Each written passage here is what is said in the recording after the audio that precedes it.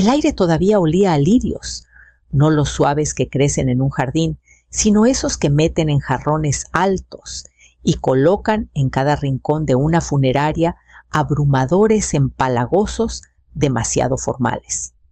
El servicio había terminado hace 3 horas, pero yo seguía sentada en la habitación de Camilo, doblando las camisas que aún no podía regalar. La puerta del closet estaba abierta y su aroma seguía impregnado en la tela, una mezcla de jabón de cedro y café molido que ningún perfume podía imitar. Doblaba cada camisa con calma, alisando las mangas, como si estuviera arropándolo otra vez como cuando era pequeño, y me pedía que las sábanas estuvieran bien apretadas. Mis manos se movían solas, metódicas, como si lavar ropa pudiera de alguna manera atarme a él. No escuché a Jimena entrar. Solo sentí el cambio, el aire se tensó, como si la habitación supiera prepararse antes que yo. Estaba en la puerta con los brazos cruzados, todavía con el vestido negro ajustado del funeral, ni un cabello fuera de lugar. Sus tacones hicieron un clic contra el piso de madera. «Guarda las lágrimas», dijo con una voz demasiado uniforme, demasiado ensayada. «Empaca tus cosas y por una vez aprende a ser útil». Parpadeé. Pensé que tal vez había oído mal o que ella intentaba atravesar su propio dolor con amargura. Pero su expresión no cambió. La miré esperando un destello de arrepentimiento, confusión o algo humano. «¿No puedes hablar en serio?», dije al fin. Mi voz sonaba extraña, frágil. «Esto ya no funciona», Marisol dijo. «Los niños necesitan espacio. Siempre estás llorando, hablando de él, como si todavía estuviera aquí. No es sano». Solté la camisa que tenía en las manos. Cayó en mi regazo un recordatorio arrugado de los años que había dado por esta familia del departamento que vendí de la independencia que dejé atrás. Recordé enseñarle a Paloma a caminar, sostener a Emiliano durante sus infecciones de oído, preparar loncheras, mientras Jimena viajaba por trabajo. Pero en ese momento lo entendí, ya no estaba aquí.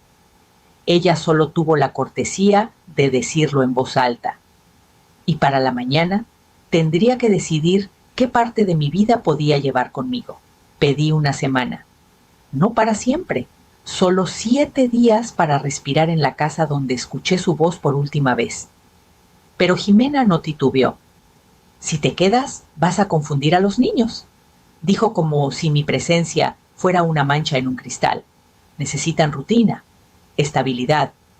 No, todo este drama, como si el duelo fuera un acto egoísta, como si las lágrimas que había contenido desde que el corazón de Camilo dejó de latir me hicieran peligrosa. Yo les ayudo con la tarea», le recordé. «Los he recogido de la escuela todos los días durante los últimos 5 años. Lo sé», dijo ajustando un marco de fotos en la repisa sin mirarme. «Pero ahora las cosas son diferentes. Es hora de adaptarse. Diferentes». Esa palabra otra vez. No significaba cambio. Significaba borrarme. Esa noche abrí cajones que no había tocado en meses, los que había llenado poco a poco con cosas pequeñas que se sentían como hogar. Un cuaderno de recetas, la bufanda que Camilo me regaló en Navidad, un paquete de tarjetas de agradecimiento que nunca usé. Las guardé en una maleta vieja que había sido de mi hermana. El cierre se atascó a la mitad y por un momento pensé en forzarlo, pero luego solo me senté junto a ella y me quedé mirando. No empaqué el sillón, que Camilo insistió en guardar para mí, el de los cojines verdes, que no combinaban con la decoración elegante de Jimena. No empaqué la estantería que llenamos con hallazgos de los mercados de los domingos, ni la foto enmarcada de nosotros riendo en el lago porque ella ya la había guardado en el closet del pasillo hace 2 semanas. Por la mañana estaba en la cocina, esperando que la tetera hirviera por última vez. Jimena entró vestida como si tuviera un lugar importante al que ir. No hablamos. Mis llaves estaban en el bolsillo de mi abrigo, mis maletas junto a la puerta. La lonchera de Emiliano estaba en la encimera medio cerrada. Pensé en escribir una nota algo pequeño, pero sabía que ella la encontraría primero y la tiraría. Así que me fui sin decir nada, solo con el sonido de la puerta cerrándose detrás de mí al salir de la casa que solía ser mía. La primera noche en el coche me dije que era temporal, solo unos días. Encontraría algo, una habitación, un sótano, hasta un sofá. Pero los días se convirtieron en una semana y luego en otra. Estacioné detrás de un restaurante abierto las 24 horas en las afueras de Guadalajara, donde nadie me conocía y el personal no hacía preguntas. Cada mañana a las 6 entraba al baño a lavarme la cara, cepillarme los dientes con agua embotellada y arreglarme el cabello en el espejo sobre el lavabo agrietado. Luego pedía un café chico y me sentaba en la mesa más alejada, haciéndolo durar todo lo que podía. Leía periódicos viejos que dejaban los extraños subrayando frases con un bolígrafo que apenas funcionaba solo para sentir que tenía algo que hacer. La mayoría de las tardes pasaba por la escuela primaria, lo bastante lejos para ver el patio de juegos sin ser vista. Emiliano corría como lo hacía su padre, con las piernas demasiado largas para su cuerpo. Paloma saltaba en círculos persiguiendo el borde de su propia chamarra. Los veía reír y por un momento olvidaba que ya no podía ser parte de eso. En el supermercado vi a Carmen Velázquez, mi antigua vecina. Solíamos intercambiar pan de calabaza y ver los fuegos artificiales del 16 de septiembre desde su porche. Abrí la boca para saludarla, pero ella miró a través de mí. Su carrito pasó como si yo no existiera. Me vi en el reflejo de la puerta del congelador, camisa arrugada, cabello del segundo día, bolsa de papel apretada con fuerza en la mano. No la culpé, ni yo me habría reconocido. Por las noches me acurrucaba en el asiento del copiloto, con el suéter viejo de Camilo como almohada. Mantenía el celular apagado la mayor parte del tiempo para ahorrar batería. De todos modos, nadie me llamaba. Una noche pasé por la casa otra vez. Ximena había quitado las campanas de viento. Las luces del porche eran más frías ahora y las cortinas siempre estaban cerradas. El césped estaba perfecto, pero parecía que nadie vivía ahí. Estacioné a 2 calles y me quedé en silencio hasta que el cielo se volvió gris carbón. Entonces el teléfono se iluminó por primera vez. En días un número desconocido parpadeaba en la pantalla. Casi no contesté. El número no me sonaba y había aprendido por las malas que la mayoría de las llamadas traían malas noticias o ninguna ayuda.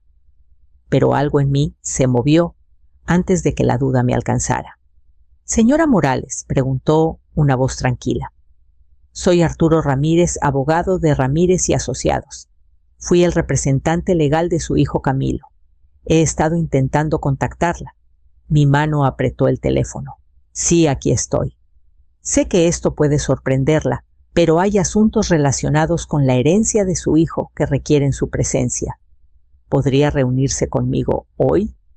Acepté sin preguntar dónde podría cambiarme o cómo se suponía que debía lucir como alguien que pertenece a una oficina de abogados.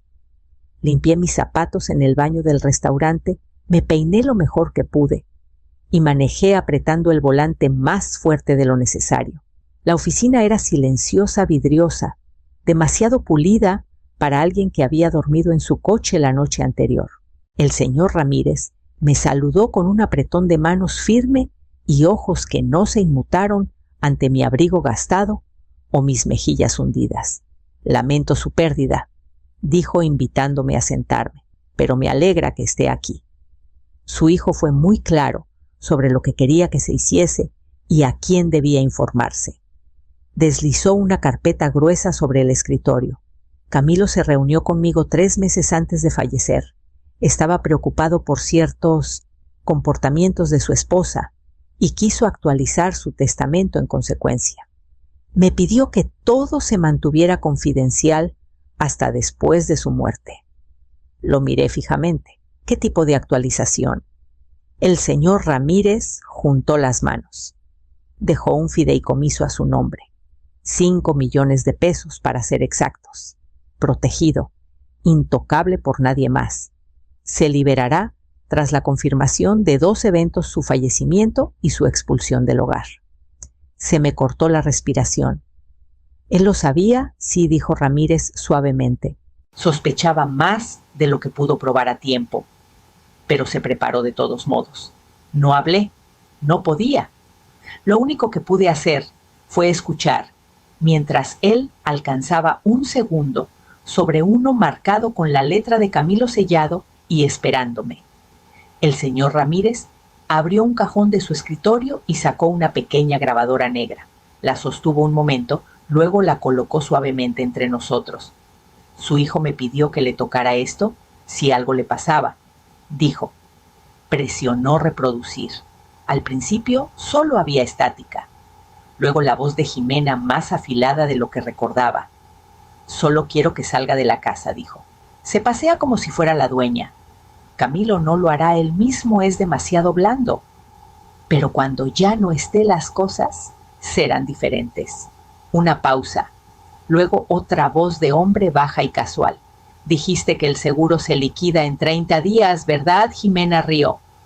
Eso es lo de menos. Solo quiero la casa para mí. Y el dinero ayudará con la mudanza. Ya hablé con Carla en California sobre empezar de nuevo. Dejé de respirar. Mis manos se enfriaron. Es buena con los niños, claro, continuó Jimena. Pero no es mi responsabilidad. Ella siempre cae de pie. El señor Ramírez apagó la grabadora. No sabía que la estaban grabando, dijo en voz baja. Camilo instaló varias de estas. La mayoría son cortas, pero la intención es clara. Asentí no porque lo entendiera todo aún, sino porque mi cuerpo necesitaba hacer algo más que temblar. El señor Ramírez sacó un sobre sellado de la carpeta.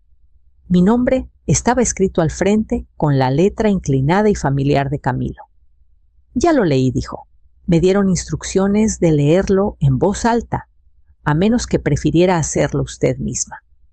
Mis dedos no confiaban en sí mismos, así que asentí otra vez. Desdobló la carta. Mamá, si estás leyendo esto, significa que no lo logré y que Jimena llegó a ti antes de que pudiera detenerla. Empecé a notar cosas. Las noches largas, la forma en que hablaba del seguro, los correos que no creía que viera. No podía acusarla, no sin pruebas, pero tampoco podía ignorarlo. Sé cómo debe verse esto. Yo paranoico, tú apartada. Pero lo vi venir, mamá, e hice todo lo que pude para protegerte. Dejé instrucciones con el señor Ramírez. Audios, papeles, un Nuevo Testamento, una cláusula para los niños. Si algo me pasaba y si Jimena hacía lo que temía, quería que todo fuera para ti. No porque me des pena, porque confío en ti. Cuida a los niños. Cuídate a ti. Y por favor, no la dejes ganar. Tu hijo Camilo. El señor Ramírez dobló la carta lentamente y la colocó de nuevo en el escritorio. Me quedé en silencio, aferrándome al borde de la silla, como si intentara no despegarme de la tierra. Y por primera vez en semanas sentí mis manos cerrarse alrededor de algo sólido. El señor Ramírez golpeó su pluma contra un segundo juego de documentos cuidadosamente etiquetados con mi nombre. Hay una disposición más, dijo. Tiene que ver con sus nietos. Me incliné hacia adelante, intentando calmar la oleada de incredulidad que aún resonaba en mi pecho. Camilo presentó una declaración jurada, junto con su testamento actualizado. Continuó. En ella detalló varios incidentes, comentarios de Jimena, comportamientos que le parecieron alarmantes, sobre todo su obsesión con los pagos del seguro de vida y comentarios repetidos sobre empezar de nuevo tras su muerte. Cerré los ojos brevemente. Ya podía escuchar su voz diciendo eso. El señor Ramírez continuó. También notó un creciente desapego hacia los niños, eventos escolares perdidos, citas canceladas, momentos de ausencia emocional.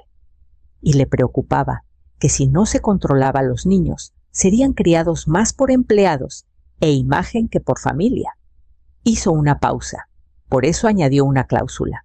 Si tras su muerte usted era expulsada del hogar o se le negaba acceso a Emiliano y Paloma, la custodia legal completa pasaría a usted. Levanté la cabeza de golpe. Custodia sí, dijo. Junto con una provisión financiera, vivienda, escuela, un estipendio para vivir. Todo ya está arreglado. El fideicomiso lo sostendrá a usted y a los niños sin depender de Jimena. No pude hablar. Durante días había dormido en mi coche preguntándome cómo volvería a ver a mis nietos. Y ahora sostenía el peso de su futuro en mis manos. Me dio la custodia, susurré. Confió en mí más que... No solo confió en usted, dijo el señor Ramírez. Contó con usted. Volví a mirar los documentos, los nombres escritos cuidadosamente junto al mío Emiliano Camilo Morales. Paloma Renata Morales. Camilo me dejó más que dinero. Me dejó a los niños. Los que bañé, alimenté, sostuve durante rabietas, pesadillas y primeras fiebres. Los que pensé que había perdido. Mis manos aún temblando alcanzaron los documentos. No necesitaba leer cada palabra para entender lo que significaba. Ya no era solo una madre en duelo. Era quien regresaría a casa con ellos. La casa se veía igual. Césped bien cortado, simetría perfecta, cojines del porche, alineados como en una foto de catálogo. Pero esta vez no llamé sola. El señor Ramírez caminaba a mi lado calmado y compuesto. Detrás de nosotros, una trabajadora social del condado llevaba una tabla y una bolsa pequeña con documentos. El oficial en la acera mantenía una distancia respetuosa, pero su presencia lo anclaba todo. Jimena abrió la puerta, con un suéter holgado y su habitual expresión de indiferencia estudiada. Pero su rostro cambió cuando me vio y volvió a cambiar al notar que no estaba sola. ¿En qué les puedo ayudar?, dijo con voz tensa. El señor Ramírez dio un paso adelante. Señora Morales, soy Arturo Ramírez, el abogado de su difunto esposo. Estamos aquí por disposiciones de su herencia. ¿Podemos pasar? Ella dudó. ¿Es una broma?, no dije con voz firme. No lo es. Adentro la casa estaba despojada de cualquier suavidad. El sillón de Camilo había desaparecido. Las fotos enmarcadas fueron reemplazadas por arte abstracto y espejos plateados. No parecía un hogar. Parecía algo listo para venderse. El señor Ramírez desplegó los documentos en la isla de la cocina. Estos son legalmente vinculantes. Su esposo revisó su testamento meses antes de fallecer. Basado en acciones recientes, incluida la expulsión de su madre de la residencia y el acceso restringido a los niños, la custodia ahora pasa a la señora Marisol Morales. Jimena soltó una risa incrédula. Eso es una locura. No pueden simplemente llevárselos. El señor Ramírez presionó reproducir en la grabadora. La voz de Jimena llenó la habitación otra vez. Solo quiero la casa para mí. Ella siempre cae de pie. El rostro de Jimena palideció. ¿Me grabaron?, no dije en voz baja. Lo hizo Camilo. Ella alcanzó el documento escaneándolo rápido, sus dedos temblando. No, esto no puede ser real. Él no lo haría nunca. Lo hizo, dijo Ramírez. Cada cláusula, cada firma, cada palabra. La trabajadora social dio un paso adelante con suavidad. Recogeremos a los niños de la escuela. Sus pertenencias pueden recuperarse después. Jimena retrocedió con los ojos abiertos, la boca entreabierta, como si hubiera olvidado cómo cerrarla. No entienden, susurró. Esto iba a ser mi nuevo comienzo. Lo sé, dije. Y este es el mío. Me giré hacia la puerta. Mi nombre ya escrito en un nuevo capítulo, que no esperaba heredar. El departamento era pequeño, pero limpio. 2 recámaras, paredes azul pálido, una cocina que aún olía a pintura fresca. El señor Ramírez lo había arreglado todo el primer mes de renta, un juego modesto de muebles. Incluso la lámpara de mariposa, sin la que Paloma se negaba a dormir. Desempaqué lentamente, colocando un objeto familiar a la vez, hasta que se sintió más que temporal. A las 3:15 en punto, esperamos afuera de la escuela. Cuando Emiliano y Paloma salieron con sus mochilas, arrastrando sus rostros aún tensos por semanas de silencio, me arrodillé para estar a su altura. «Hola, mis amores», dije cuidando no abrumarlos. Paloma parpadeó con fuerza. «¿Te vas a quedar esta vez?» «No solo me quedo», dije. «Ustedes vienen conmigo». Emiliano miró de mí a la trabajadora social y de vuelta. «Pero mamá dijo que te fuiste porque no nos querías». Mi corazón se partió en dos. Extendí la mano lentamente y la puse sobre la suya. Eso no fue cierto. Nunca quise dejarlos. Los amo más que a nada. No se lanzaron a mis brazos, pero tampoco se alejaron. Y eso fue suficiente. Esa noche nos sentamos en el suelo, con una caja de pizza entre nosotros, platos de papel deslizándose por una mesa de centro prestada. Paloma rió cuando el queso se le pegó al mentón. Emiliano preguntó si podíamos comer así todos los viernes. Dije que ahora podíamos hacer nuestras propias reglas. Después de la cena, saqué un álbum de fotos viejo. Uno con Camilo en uniformes de béisbol y disfraces de Día de Muertos, su letra desgarbada, etiquetando cada año.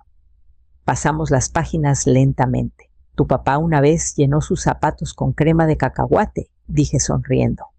«Dijo que lo haría correr más rápido. Tu abuelo tuvo que lavarlos con un cuchillo de mantequilla y 2 horas de paciencia». Emiliano resopló.